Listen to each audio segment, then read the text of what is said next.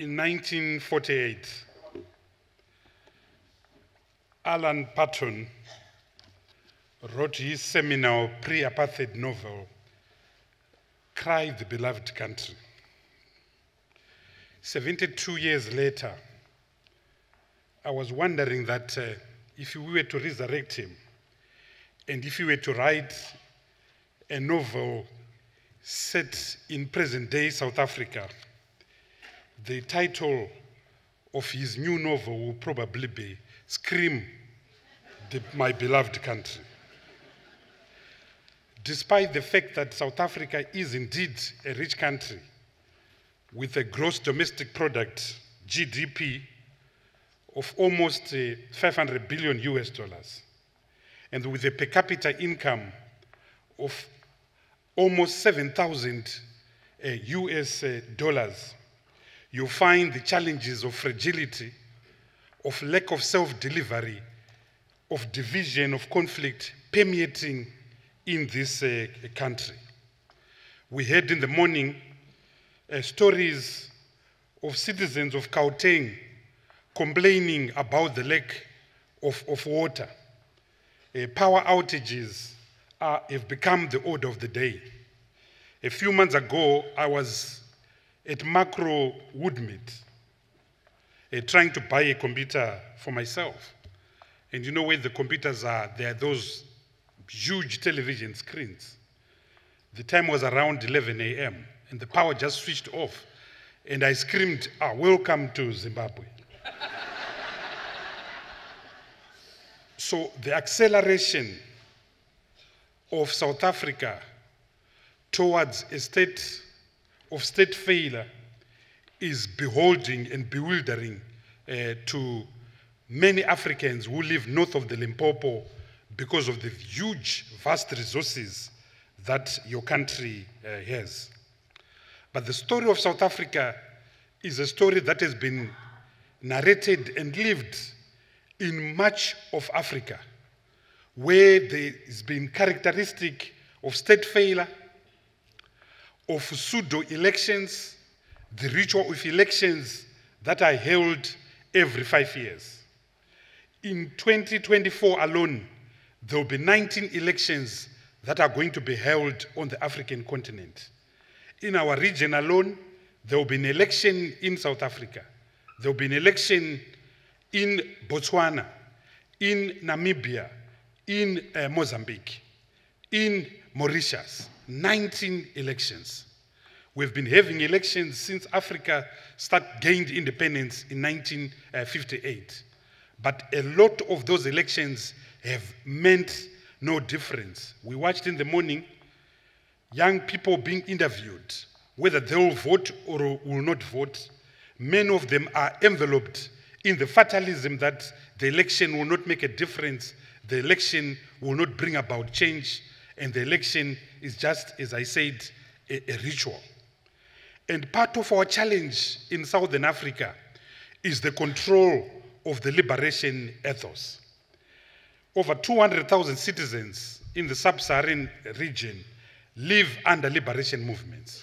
ZANU-PF in Zimbabwe, the MPLA in Angola, Frelimo in Mozambique, SWAPO in Namibia, Chama cha Mapinduzi in the Republic of Tanzania.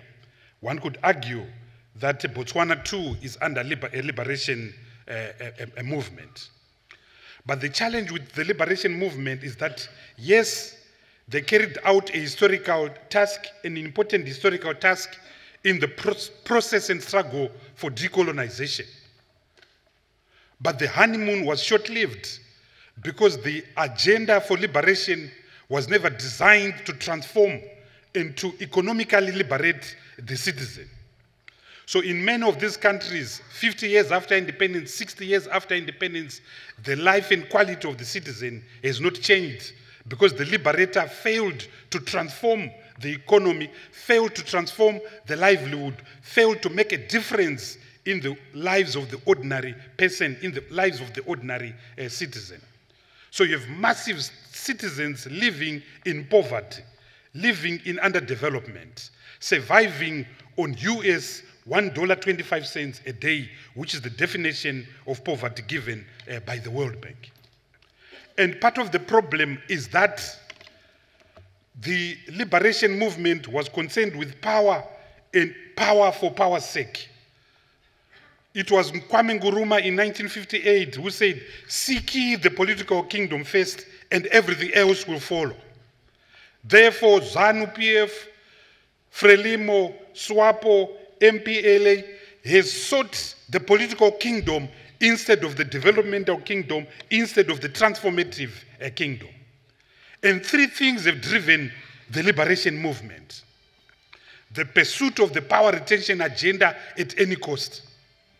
The second thing has been the issue of the bottom line, the issue of personal accumulation and personal aggrandizement. To the liberation movement, the state is an arena of personal accumulation. The state is an arena of personal reproduction. And once you are outside the state, your family can't reproduce yourself, your tribe can't reproduce yourself. And the third characteristic of the liberation movement is that because it has been so myopic and so incompetent, despite the fact that it is coming from a nationalist ethos and nationalist philosophy, it has failed to build the nation state. So the nation state has remained a geographical entity created by Bismarck and others at the Berlin Conference of 1884, but it has failed to become a nation state in the sense of a cohesive social fabric which brings every individual, every ethnic group together. So all the countries that I've referred to, whether it's Mozambique, whether it's Zimbabwe, there is fragmentation, racial fragmentation, ethnic fragmentation. The liberation movement has failed to build a nation state. To build a nation state, you need a vision. You need a vision of what you are constructing. The liberation movement never had a vision of the country that it was going to build, of the country that it was going to construct. The vision of the liberation movement did not go beyond one man, one vote, and I mean literally one man, one vote. Beyond one man, one vote, the liberation movement is structurally blind, structurally incompetent, and structurally lacks the understanding of statecraft and state competence. And because it has failed to transform, because it has failed to deliver jobs, it has resorted to primitive accumulation. It has resorted to a culture of entitlement. We are entitled to tenders and huge contracts because we liberated you, we're in exile. In my own country, we are still paying a price for a war that finished 44 years ago in 1979. You will not get a job in the public service, a contract in the public service, unless you have got the badge of having participated in the liberation struggle. So there's a trinity of evil. The first one is the culture of entitlement. The second one is the culture of impunity. They get away with everything because they were in the bush. They get away with anything because they liberated us in inverted commas. The rule of law is compromised. There's a rule of law for others and a rule by law. So they commit crimes and get away with it through impunity that finds progeny from participating in the liberation struggle. It doesn't matter, this narrative doesn't matter whether you are in Mozambique, it doesn't matter whether you are in Angola, it doesn't matter whether you're in Zimbabwe, it doesn't matter whether you are in Namibia. There's that overwhelming, or in Tanzania under Chama cha Mapinduzi. The third thing is the scorched earth approach. If I can't have it, no one else can have it. So here in South Africa, you see a former president wanting to be president again. Because if I can't have it, no one else can have it. And that mindset, Solomon writes of the parable, speaks of the parable of two women who fought over a baby. The liberation movement is that woman who said, let's cut the baby in half. If I can't have it, no one else will have it. And the direct response of that is that there's violence. The direct response of that is elections are rigging because the liberation movement must keep and retain itself in power. But here is the deal. The liberation movement that fails to transform, the liberation movement that fails to democratize itself, the liberation movement that fails to recreate itself dies a natural death. It atrophies, it disappears. And we've seen liberation movements disappear. Once upon a time, there was UNIP in Zambia. It has disappeared.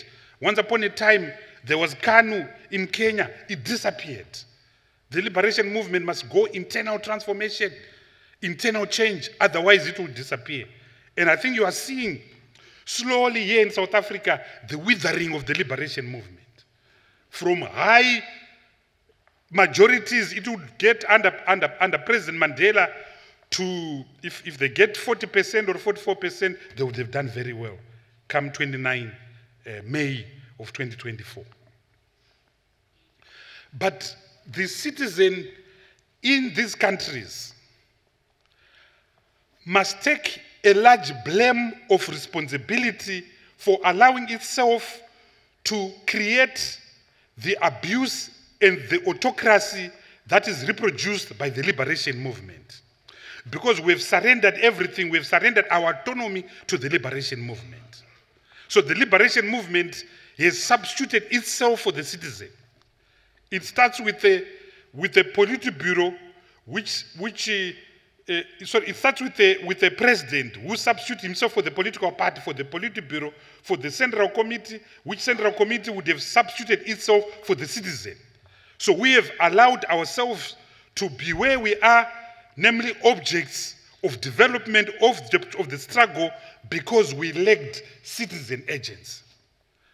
And I listened very carefully when Pali Tuli was speaking. She said there are 13,000 demonstrations or protests that takes place in South Africa every day by ordinary citizens. That is very important because that is a reflection of a citizen that has refused to surrender. The liberation movement takes advantage of the surrender by the citizen of its agents. And it uses two things to control the citizen. Firstly is the weaponization of poverty, the weaponization of hunger. 69% of the poorest people in South Africa vote the ANC. In Zimbabwe, where I come from, the ruling party finds dominance in the rural areas where poverty is the order of the day. So poverty is weaponized. Ignorance is weaponized. Those two things are used to control and harness and abuse the citizen. So what is the way forward? The starting point, obviously, is the agency of the citizen. The citizen must take power. The citizen must take control. The citizen must cease and refuse to be an object of a ruling elite that has bankrupted our countries literally and metaphorically. The citizen is found in civic movements. The citizen is found in business associations. The citizen is found in churches. The citizen is found in trade unions. The citizen must refuse to surrender. So the first thing is citizen agents. The second thing is constitutions and constitutionalism. Oftentimes where we come from, almost every country in Africa has a constitution. But there are constitutions without constitutionalism. In other words, it's a mere piece of paper that decorates the office of the Chief Justice or the office of lawyers, but there's no content in the Bill of Rights section in that constitution. And I'm glad in South Africa that you have strong traditions of the rule of law, strong traditions of constitutions and constitutionalism. And a lot must be owed to your judiciary, which is why in the past few years it has been under attack, because it has remained a pillar of safeguarding democracy and the rule of law. The third thing that is important is to ensure that with electoral delivery systems that actually deliver. Oftentimes, in much of Africa and in the country where I come from, the electoral system is a charade, a ritual as I called it. The election management body is nothing but an extension of the ruling party. The results in the election are predetermined and are prepaid. You are having your election on the 29th of May 2024. In some countries, if you go to the office of the chairperson of the Election Supervisory Commission, you can actually steal the result of the 29th of May election. So the elections must have substance. The elections must have a delivery. Number 4, it is very important to build a functional, inclusive economy. To me, before I went into government, it used to be a chicken and egg situation. And again, Kwame Nkrumah must take the blame. Because Kwame Nkrumah says, just pursue politics, just pursue power, and everything else follows suit. But the reality, ladies and gentlemen, is that the issue of building a strong developmental state in which entrepreneurship and the capital are allowed to flourish is key. Because when a person has a job, when a person can go into a supermarket and be able to put food on his table, he or she will not be owned by any political party and any political person. So the issue of empowerment, personal political economy is very important. And here the liberation movement has been very careful. It has not allowed the emergence of independent black capital which can hold it to account. What in fact it has allowed is the emergence of a parasitic black capital that owes its survival to it through tenders.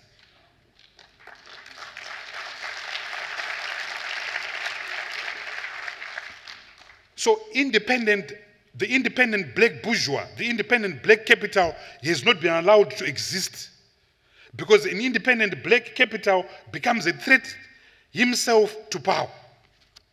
I was in Lesotho, a few months ago for the inauguration of Prime Minister Sam Maketane. Those who know him, you know that his capital is a businessman in his own right.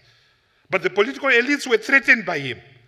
And right now, that government is surviving by the grace of God, because the political elite is threatened by independent capital, independent black capital. So building a functional economic system that actually delivers is key, because it liberates, it is a passport. Then finally is education. The importance of investing in the social services, particularly public education. I come from an extremely poor background. I grew up in a 2-roomed house, but I was lucky to be able to go to a good school. I was lucky to go to university, and I have a voice. I can speak with a voice because of education. And to many kids that come from poor communities, education is the license, education is the passport. But above everything else, it is important to have a common vision.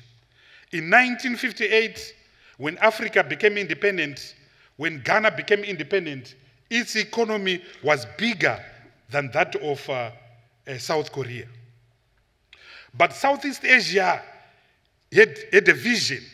Southeast Asia recognized the importance of leadership, and leadership that delivers. In 1963, Singapore, as we know it, actually didn't exist. It was a little backwater island with no mineral, with nothing. Malaysia and Indonesia were refusing it to become part of their country. In 1965, Lee Kuan Yew accepted that we will be a small, tiny, independent country. Fast track now, Singapore has got trade alone that is over $1 trillion, but it hardly manufactures anything. Its GDP is around 15,000 US dollars, much bigger than that of the United States of America, because of strong leadership and institutions that it built. So there is hope, but the citizen must play his or her agents.